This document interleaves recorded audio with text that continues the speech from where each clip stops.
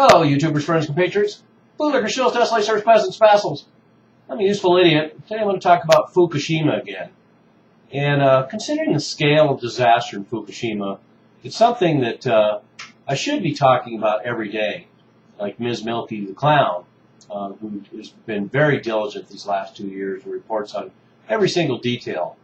And well, he should, because this is probably eventually going to be the most important story of our epoch, because this disaster has been unfolding for the last 2 years, and it's actually getting worse and worse and worse, and there's worse to come.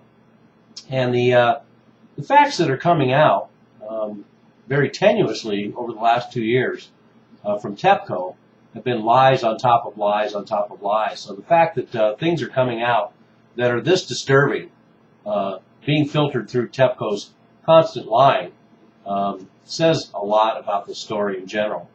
And TEPCO is not technically controlling this project anymore. The Japanese government has taken over, but I don't expect any better results from them. In fact, we're probably going to get even more lies. And the most recent developments are stories that I've covered before, and I will attach my previous videos below on this. And the most recent disaster to surface over the last several weeks has been the problem with groundwater. They have a massive amount of radioactive groundwater that is filtering down to the Pacific Ocean. And then we find out that 300 tons a day is being poured into the Pacific Ocean for the last 2 years anyway. So there's a huge, vast amounts of radioactive water being dumped in the Pacific Ocean. And this groundwater problem, they don't know how to solve it. They don't know where it's coming from. And everything they try is not working. And that will continue to be the case, I assure you, considering they're using 300 to 400 tons of water poured on this reactor every day in order to keep it cool and not cause another form of disaster. To give you an idea that what we're talking about here, the latest developments are the fact that the Japanese government has now come out and publicly admitted that we have a level of emergency occurring in Japan right now over this, and that the disaster is probably at its worst state since it was at the very beginning.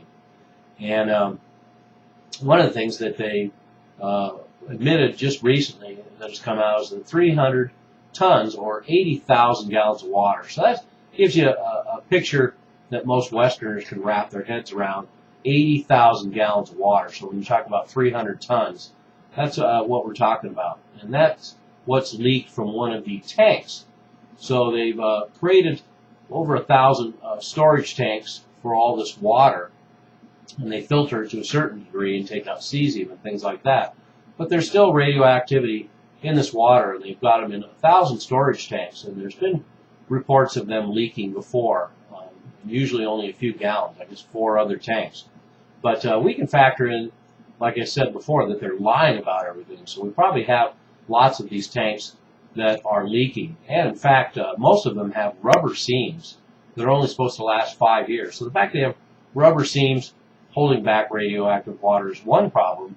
And then the fact that the cleanup is going to take decades, and yet these seams in these tanks are only supposed to last 5 years. And I guess there's some plan to do steel welding in order to reinforce these. But for the most part now, about 75% of these tanks use these rubber seams.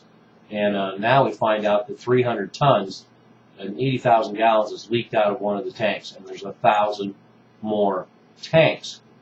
And they try and play down the seriousness of this development by saying it's 330 feet from the coastline, but of course that's laughable.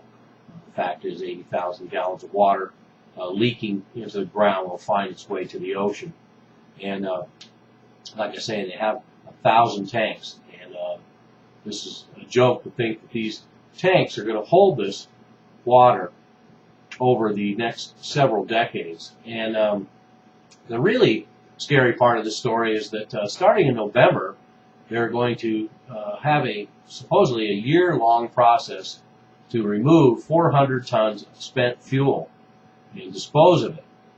And they can't even get rid of the water and the groundwater and control the groundwater, I don't really expect this operation to go too well either. There's 1,300 used fuel rod assemblies, and they need to be removed from the cooling pool. The cooling pool is 100 feet in the air, and the pool itself is 10 by 12 meters. The rods are 7 meters underwater, and each rod is 4.5 meters long and weighs about 300 kilograms. So that's what they're dealing with. And the radiation in these 1,300 used fuel rod assemblies is 14,000 times the radiation released to Hiroshima.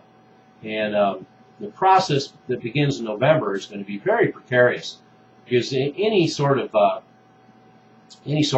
break or clash with these rods can create a chain reaction, a very deadly chain reaction.